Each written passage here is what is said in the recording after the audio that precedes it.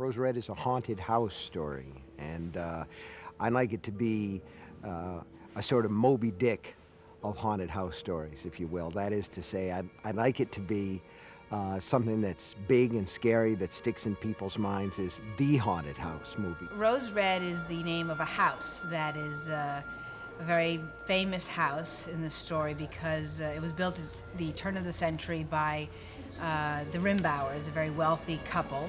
And it has, I guess, what you might call a curse on it, in that the house keeps building itself. And Ellen, during her lifetime, kept building the house to keep herself alive. I play a woman who's a professor, present-day professor, who gathers a team of psychics and telekinetics together to go into the house and try to wake it up and bring out all the hauntings and dead people and paranormal activity.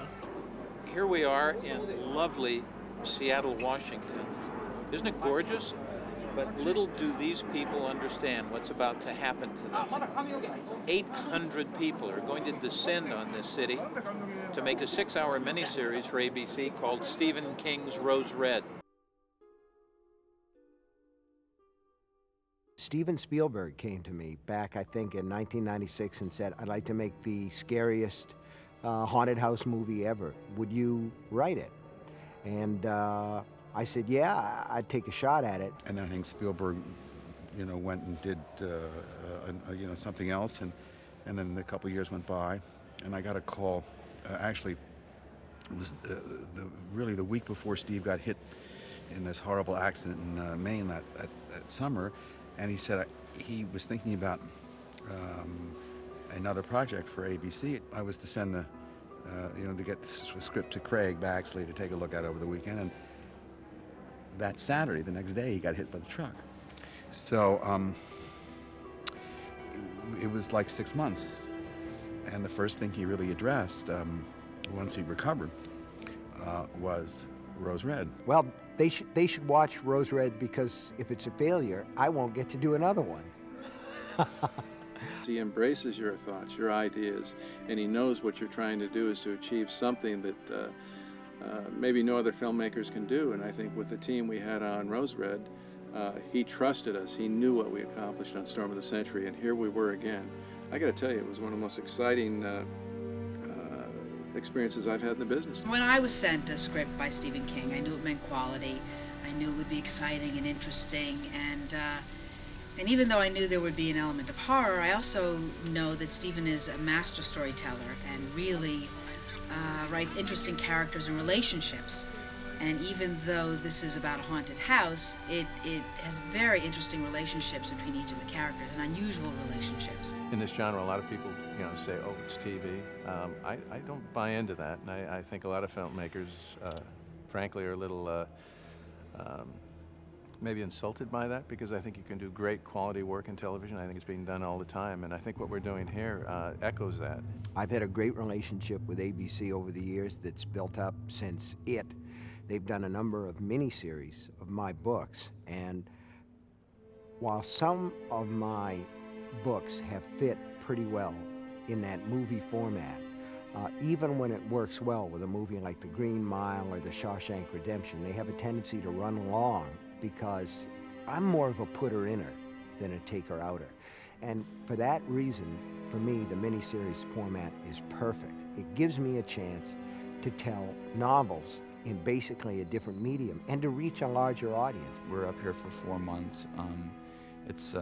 We're working most every day, and it does become a part of your life. Well, you're cramming a lot in 4 months. I mean, you think that you shoot a 2-hour feature in 4 months, and here we are shooting essentially 3 features in 4 months. Normally, if you get a script and the writer writes a larger scene or has a larger expectation than what you could normally do for the budget that you get for television, you make compromises, you make cuts. When Mr. King hands you a script, it's basically the written word remains. Whatever Mr. King writes, that's what you're going to make. I wear a number of hats in Rose Red, as I did in Storm of the Century or The Shining.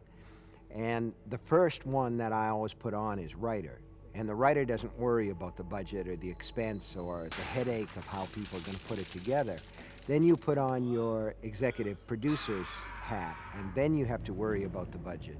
We start doing the drawings, a lot of drawings in the beginning, a lot of sketches and things, and I like to get into models quickly, so I go a lot from architectural drawings into models, and then we photograph the models at one point and sent them to Stephen King for him to look at and for the director and everybody to look at and get approval from them. People who hear about the story, who are familiar with the Winchester Mystery House in San Jose, California, often comment on the similarity of this story to, or rather the story of the building of Rose Red to the story of the building of the Winchester Mystery House. Which supposedly the widow of the Winchester Pow, the rifle magnate said, this psychic said to the widow, as long as you're not done building the house, you'll stay alive. That is, you won't die until the house is done. And so what she decided was that she would never be done building the house, and therefore she would never die. And so what I liked about it was the idea of a house that starts to build itself. We started looking all over the United States and Canada, and we were shown Thornwood Castle in Lakewood, which was nearly perfect.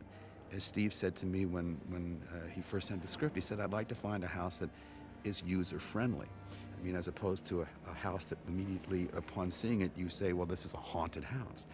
It should not look haunted. It should look kind of warm and inviting.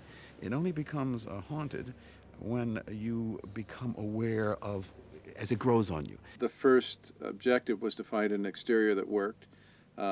We spent months trying to locate a house that would work and give us all the elements we needed to make it work with the interior, which we were going to design.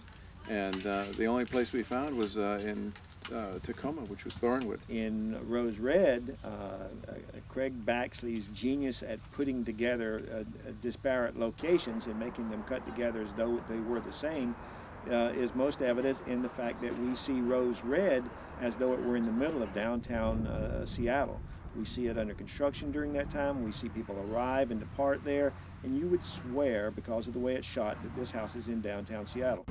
Seattle itself was used for some city street filming and some house filming that you'll see in the first night's episode anyway. And the balance of our interiors, we built sets at Sandpoint Naval Air Station, which is just north of Seattle. My idea, when I got the idea, would be that we would have some fabulous sets and we would have a chance to do some really freaky things, where you would have staircases that would go to nowhere, or you'd have a perspective hall where people walking down it would look big at one end and small at the other end, that there would even be a room or a corridor that was upside down, like the Poseidon Adventure, like the ship and that. So I had the tremendous fun in my imagination of building all this stuff, but it doesn't cost you anything in your imagination. Luckily for us, we had Craig Stearns. Craig had to, from Los Angeles, come up here and hire the construction crew. At one point, we had over 400 carpenters on our crew from all over the western part of the United States. We started construction in May of 2000, and we started filming the sets in October of that year. So it took from May till October to get them constructed and get them dressed and ready for us to start filming. My mouth just hung open. I couldn't believe it. And I wanted to know where they got these contractors, because it went up really quickly and expediently. But it's an amazing set. And it's a pleasure to work on. It's like a playground for actors. Oh, money's always an object of these things. So started up and we built it, we designed it, and then things had to be cut and things were brought down and made smaller and decisions were made. But I was very happy because even though things were cut back, I don't think people will really notice, or I think it still has a grandeur. Luckily, when you read the script, he always puts in these little phrases in each when you come into a set. So that's wonderful. I've done a couple of his shows, and it's wonderful because he doesn't give you a ton of information, so he doesn't want to boggle you down with a lot of detail, but he gives you a little phrase here, a little phrase there, that sort of gives you an essence of what he's thinking. The one thing I got from him is that he wanted to feel that the house was warm and not, when you first walk in, even though it's foreboding, he didn't want it to be a cold, really cold place. So we stuck with warmer colors, warmer stone and warm woods and warmer wallpapers. We wanted to be a haunted house that was sort of attractive, that sort of drew you in, rather than something that was cold like a mausoleum. This is a huge set, and walking around, it's very easy to get lost. I don't know, it's sort of like, it's wonderful when you read something and then you actually see the sets and it's exactly what you had in mind. Each one of the rooms has, it's a little baby to me, so I love each and every one of them for different reasons. The main parlor was the one that I put the most effort in because I knew we were going to spend a lot of time shooting in there, so I try to put the most detail in the places we're going to spend the most time. So there's a lot of little hand-carved details and things that are in it that I think really make it special and feel like it's not a set, like it's a real place. It's kind of neat being able to walk in this big, hangar and being able to go into this set, and it's amazing, but it fits the story. It really does. It's cool. But then we recognized we were going to have to spend a huge amount of money to create the world that Steve had written. And having done that, then we had to figure out how much money we had left over to pay the actors, because it's in a sense the tail wagging the dog. As I said, I mean, we were able to put together, I think, a magnificent cast. I wasn't over familiar with the cast, but I certainly am now. We've spent a long time here, but happy time, good time. Well, I played Joyce Reardon, who is a college professor who teaches the psychology of the occult and the science of the occult, I guess.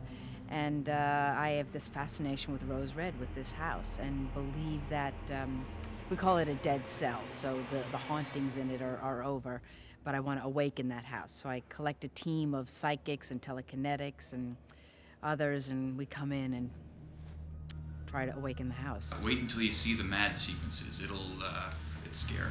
It's really scary. The best way to put it is she thinks she knows it all, and really she's quite an innocent, and then maybe gets a taste of her own medicine.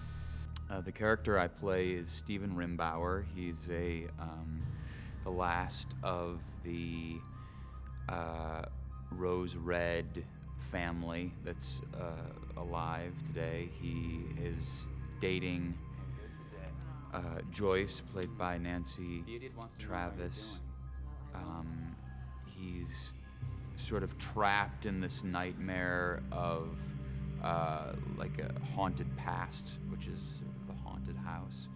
Annie's a 15-year-old autistic telekinetic, so she doesn't talk a lot. She's autistic in the sense she doesn't interact with people. She's very, doesn't give a lot of eye contact, but she's telekinetic, so she's not really scared of things, and if she gets angry at something, she makes stuff happen. Like, she got mad and that made the water freeze in the house, and so she's effective in that way.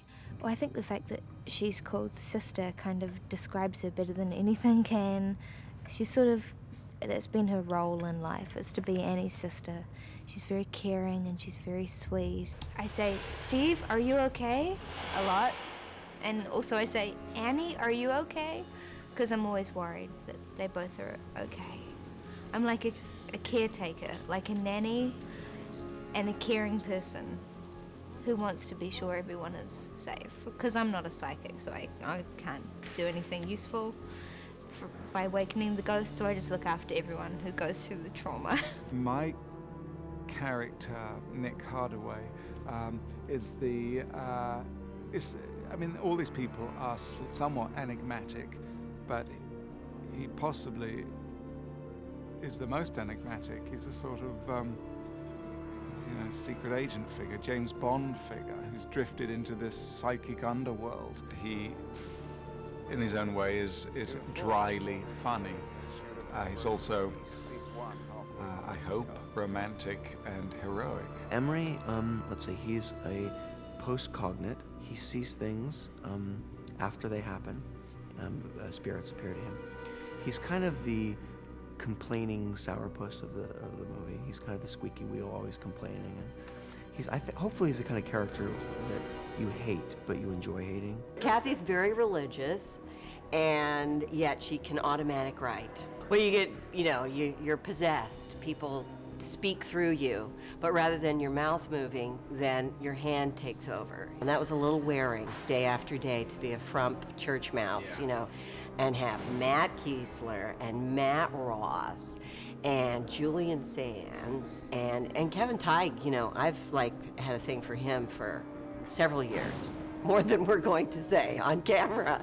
When I saw that there was a chance to work with Kevin Teig again, I jumped at it. He's a wonderful actor, and he's probably as focused and tenacious as I am about achieving what we're after. And it was a real pleasure working with Kevin. My psychic ability is that I'm a touch-know, which means that when I touch things, I'll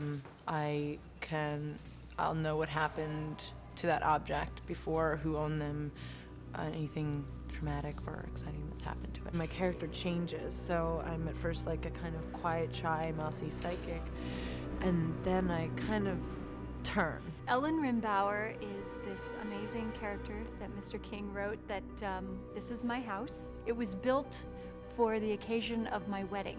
And so at 20, we arrive at the house, but the house isn't quite completed. We have a seance here in the dining room, and during the seance, I learned that when the house is complete, I will move on to the afterlife. And that really scares me. And at 20, not really what I want to do with my life. I think a lot of viewers of these things have come to look for me. It's kind of in the spirit of those Where's Waldo books. They keep wondering where Steve King is going to pop up. And I don't want to say exactly where I show up in Rose Red. All I can say is if you watch it very closely, sooner or later, you will see my award-winning performance.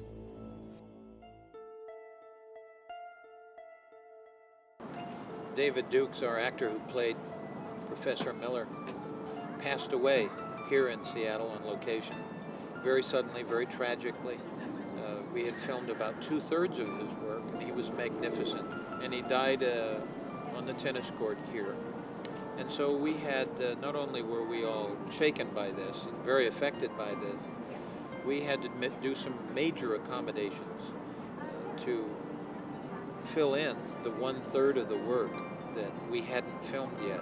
And Stephen rewrote his part for the ending, and we expanded a role of a local actress here, Emery's mother, Laura Kinney, and that worked out very well too, but we all missed David Dukes and his wonderful influence on the set. We were able to work around the fact that that David Dukes was no longer available to us for close-ups. We used stuntman, we used a face double, we used voice doubles, and we reused some old footage and made it work out. A fallen comrade, ask not for whom the bell tolls, it tolls for thee. And so it's about as big a reality check as you can experience in any part of your life, but certainly at the heart of your working life.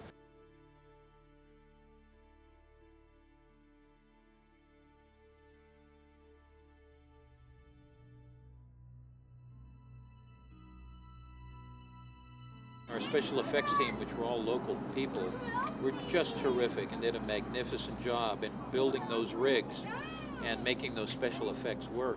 They all had to be augmented with visual effects later on, electronically, but it turned out extremely well.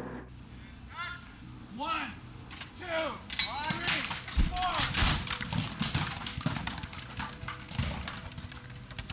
The key to any good action sequence is good prep, as we all know, and we had a great storyboard artist, Rick Newsom, that I spent a lot of time with, and I gave thumbnails to, and we were able to convey to the producers and the other filmmakers what the vision was. And I think when they all saw what we came up with, everybody got very excited. And rather than just play on the opening sequence, which again is, I think, a classic unto itself that Stephen wrote, we kind of embellished on the final climactic sequence, which I think when you see it, you're going to be as amazed as I am. To this day when I see it, I'm pretty amazed.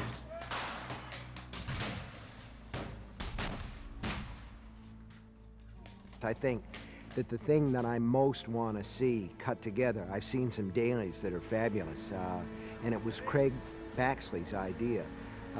There's a statue of Ellen Rimbauer in the garden of Rose Red. And at one point, the statue comes to life, reaches up, and pulls off its own face and turns around like that. I'm looking forward to seeing that. And some dust so it cracks open. But with their hand, it's easier. A little dust on it, but the thing is, And back to normal, right there.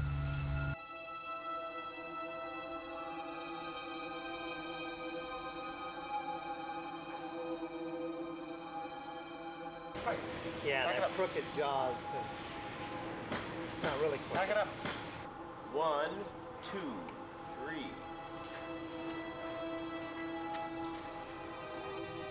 Okay. Happy.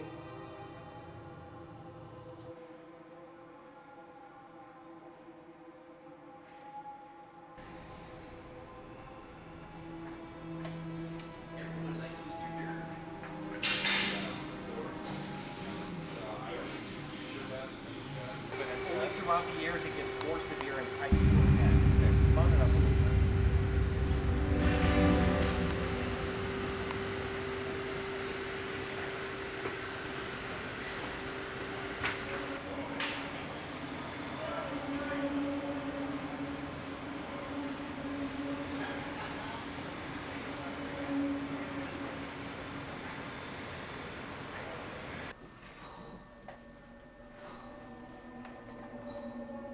Wanna get it on? We've got all night, Emily. We've got forever. So like longer. You want more pauses. Yeah, just for me because. So it's see, 'cause easier you can for do you. this, you can just talk. I have to do this Do to make this, you oh. talk. So there you go. There you go.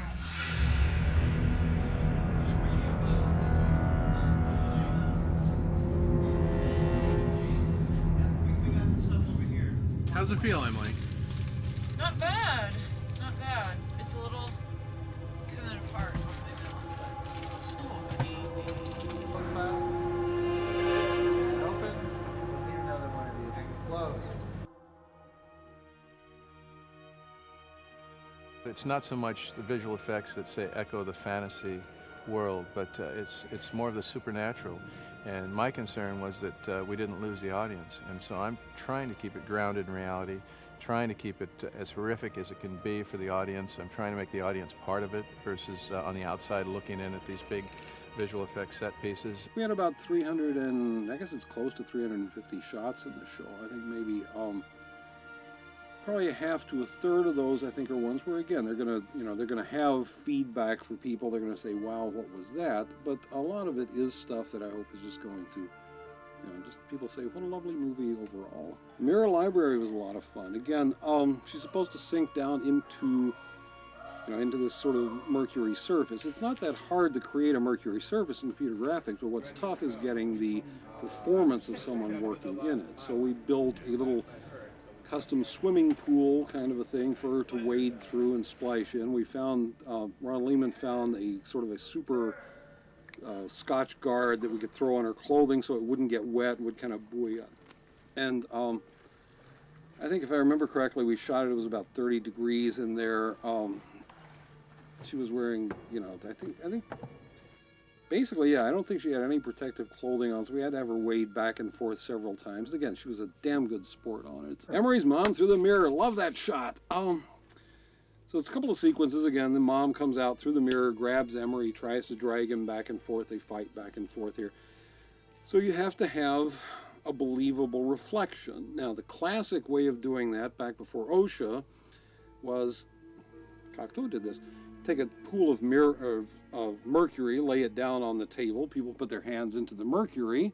You get the reflection, you get the nice little stuff going, they die. We obviously couldn't do that, so we wound up having to take like 2 mirrors, one of them shooting the main action, one of them sort of in the place where this mirror's reflection would be. Therefore, a mirror from that will be taking the reflected element and seaming the two together. It's kind of a nerd pleasure, but it was a lot of fun working that out and placing the two together. And I think in a lot of ways the effects that we get out of that are kind of the most satisfying to me in the whole movie. Mom goes back and there's Emery's face coming out at her. Craig Stearns and Mike Joyce worked very closely to design exactly what, lay down a floor plan for what Rose Red would have been had he had $1 gazillion to build the full thing. And essentially, just built the rest of the house, built the rest of the grounds, just miniature. Rock dropping, I think, was the most fun of the entire show. We had, as you know, we had this huge miniature stage. Mike Joyce and the guys had built all of these very large scale, very fragile miniatures, filled them with beautiful, fragile furniture, put beautiful, fragile glass in. And then we got to spend about a week picking up rocks about the size of a watermelon and just literally crashing them down into those beautiful, fragile little things. It was just such a release. Mike Joyce, who is probably the best in the industry, did a phenomenal job with the miniatures, and I think the seamless nature of how we combine physical production with the miniature production and the visual effects. Again, the key was to ground it in reality, and I think we were successful in that. We had the great big courtyard, because of course there's no building as such that was as big as Rose Red, so we've also got all the exterior stuff that kind of establishes the house before we smash it up, and then the large scale stuff to break up the hallway and the bedroom and the, I don't know, pretty much every room that was on the set wound up getting a miniature and getting rocks kicked through it. The message that I try to send in all these things is nobody's really safe. Nobody gets off home free, so that I think that if they believe they know how things are going to turn out, they're going to be very surprised. Let's put it this way, not all the good people make it through.